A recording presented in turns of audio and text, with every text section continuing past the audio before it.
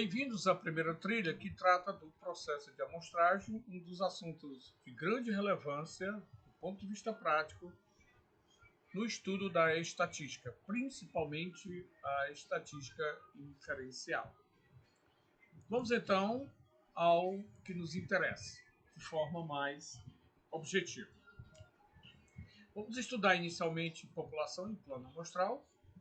Logo em seguida, nós vamos estudar os diversos tipos de técnicas de amostragem. No mundo dos negócios, a questão da amostragem é ponto sempre presente. Em situações muito diversas, a necessidade de identificar, por questões de tempo, questões de custo, uma amostra com um tamanho representativo se constitui numa das decisões mais importantes. E definir o plano amostral, na verdade, se constitui em definir o tipo de amostra, a definição da variável de interesse, a definição do que se quer medir e o cálculo do tamanho da amostra. E poderíamos acrescentar a questão envolvendo também a população. Nenhuma amostragem pode se iniciar se ela não estiver claramente definida a sua população. A amostra, na verdade, ela está presente no nosso dia a dia. Seja no processo de fabricação de sorvete que chega nas gôndolas dos supermercados, para nós sabermos o quão delicioso, quão gostoso ou saboroso é aquele sorvete, nós não precisamos comer o pote todo. Basta pegarmos alguma amostra para termos uma percepção numa determinada escala, por exemplo, em função de uma série de características desse sorvete, atribuímos a ele essa qualidade. Assim como no café, não precisamos tomar a garrafa toda de café para saber se o café está gostoso. Da mesma forma, não precisamos tirar todo o nosso sangue para podermos sabermos se nós estamos com alguma doença. Então, na verdade, o processo intuitivo de amostragem faz parte do nosso dia a dia. Então, a amostragem a compreensão da amostragem passa necessariamente pela necessidade de estabelecermos alguns conceitos. Primeiro, a amostra é qualquer parte de uma população. Os exemplos anteriores nos deram essa percepção. E a amostragem é o processo que nós desenvolvemos para colher amostras de uma população. Então, na verdade, a amostragem ela é a retirada de uma população, de uma amostra que seja de alguma maneira representativa dela, a partir da qual nós fazemos generalização dos resultados referentes a informações relevantes dessa população.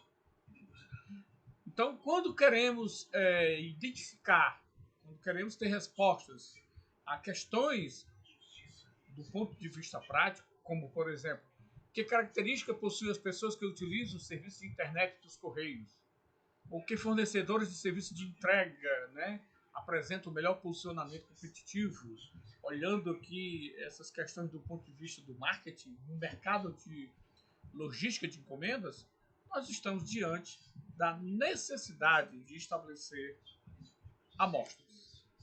Portanto, conhecer os aspectos de cada população se constitui duas decisões de extrema importância.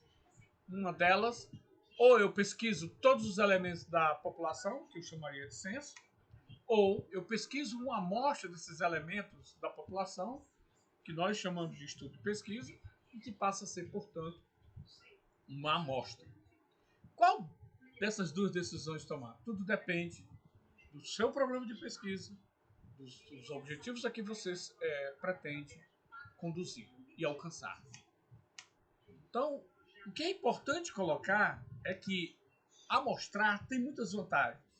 Talvez, antes de nós apresentarmos essas vantagens, é importante nós termos em vista que algumas premissas básicas de amostragem precisam estar presentes. Quando a gente amostra, nós estamos assumindo que há uma similaridade suficiente entre os elementos de uma população. Ou seja, poucos elementos representarão adequadamente aquela população. Segundo, a discrepância entre os valores das variáveis da população e os valores dessas variáveis obtidas da amostra é minimizada. Em outras palavras, a partir dessa amostra, eu posso extrair o que nós chamamos de estatísticas amostrais, como média, proporção e desvio padrão, e generalizar para essa população, que no caso passa a representar os parâmetros, como média, proporção ou desvio populacional. Então a população remete à ideia de que eu preciso definir ou caracterizá-la por meio dos seus parâmetros, como média populacional, desvio populacional e proporção populacional, dependendo do que eu esteja medindo, ou variáveis numéricas ou variáveis categóricas, ou aquilo que nós chamamos de variáveis que se apresentam na forma de proporções. Quem são os elementos amostrais, portanto, considerando isso que nós estamos falando? São as estatísticas dessa amostra na forma de média amostral, desvio amostral e proporção amostral. Portanto, amostrar, ela se mostra, na verdade, com um conjunto de vantagens, desde que não há outra forma senão fazer um censo. E na maior parte das vezes, quem tem que definir isso é o analista, em função das circunstâncias e do contexto em que ele está inserido. E, obviamente, da facilidade de conseguir abordar todos os elementos que fazem parte da população. Então, obviamente, que quando a gente amostra, a gente economiza mão de obra e dinheiro, porque levantar dados, analisar, envolve tempo e custo. A outra coisa é que, em muitas situações, nós podemos ter rapidez na obtenção desses resultados. Imagina eu ter que abordar uma população, 500 mil pessoas, quando eu poderia estar abordando apenas uma amostra de 384, e isso ser suficiente para poder generalizar para essa população. Veja que aí vai levar tempo e vai implicar em custos.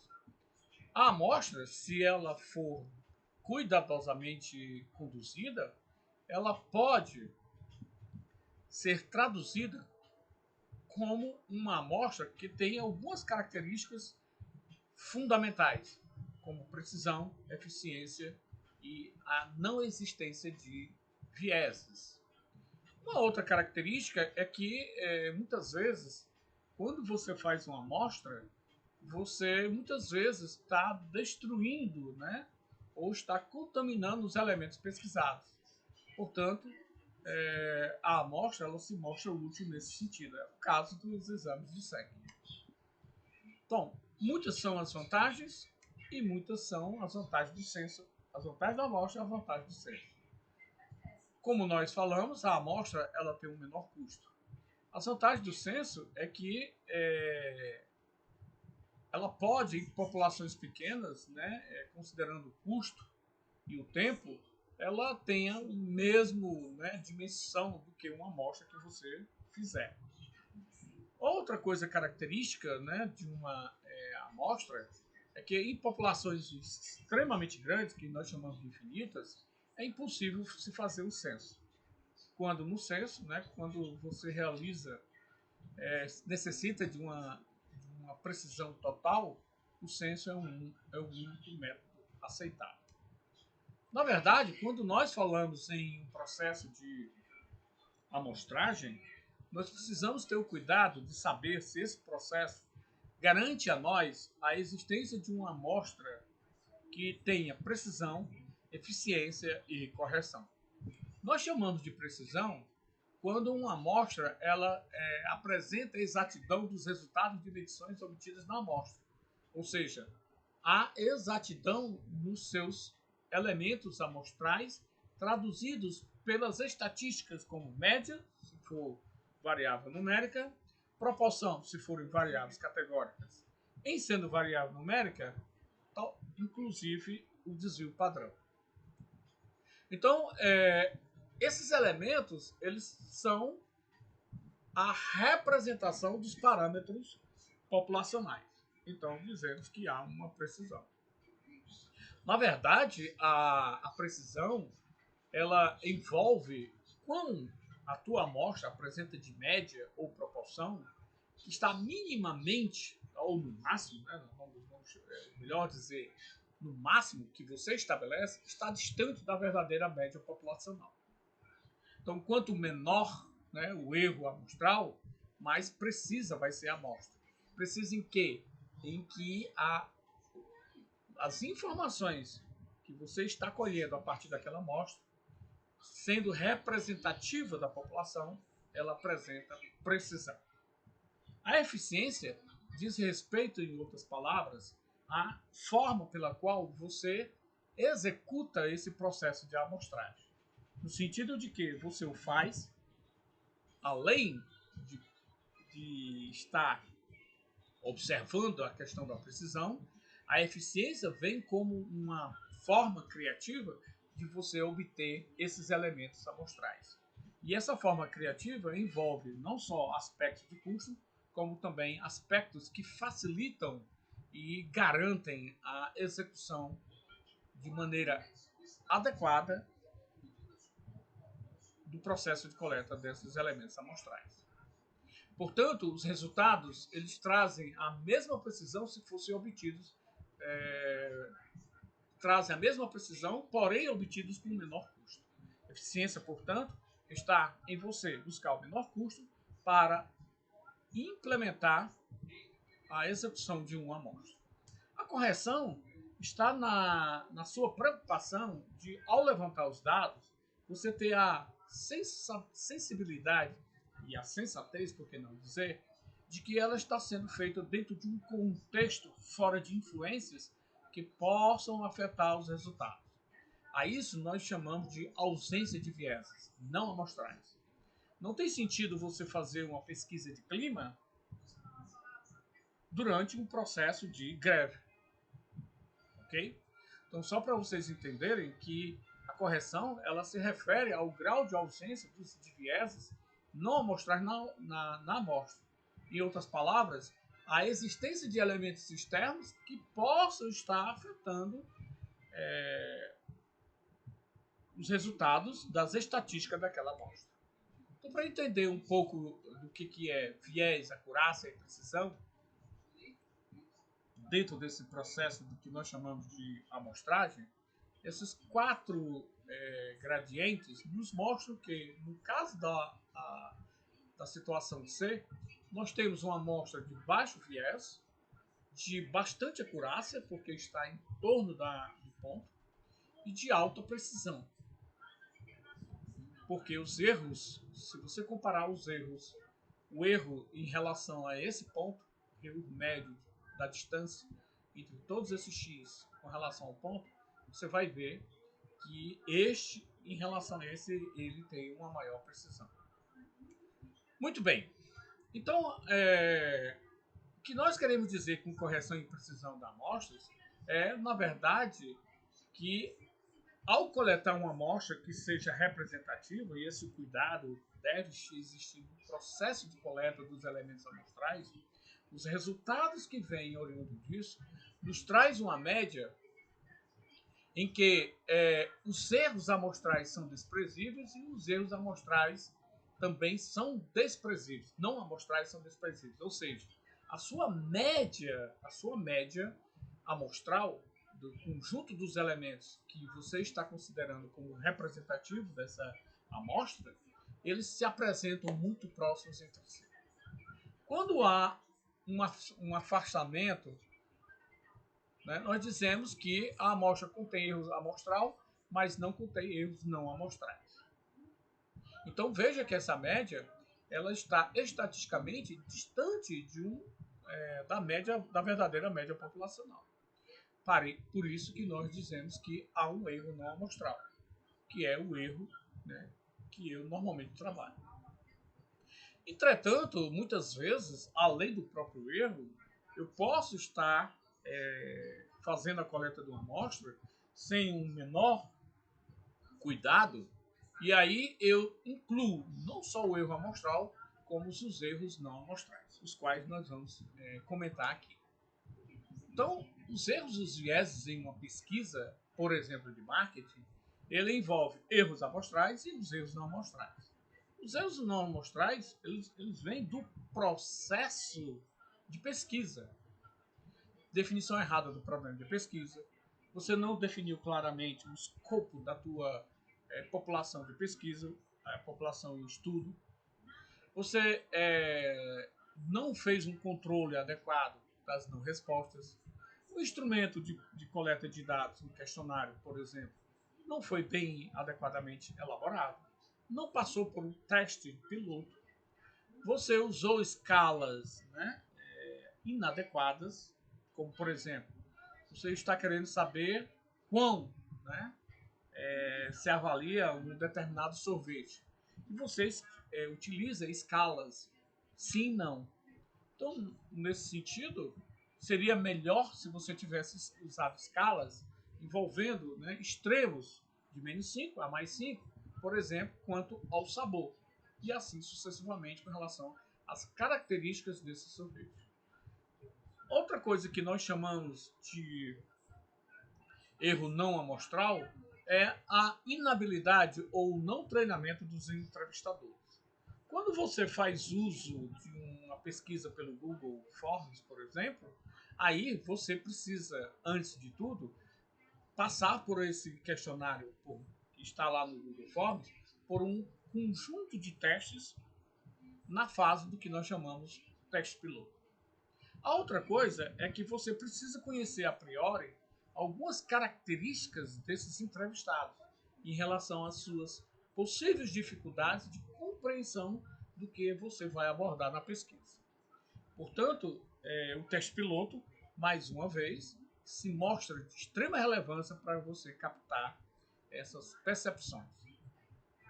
Bom, não vamos aqui esgotar todas as possibilidades que vêm dos erros não amostrais, mas o fato é que o que é importante frisar, que tanto quanto os erros amostrais, os erros não amostrais podem ser o fim de uma pesquisa.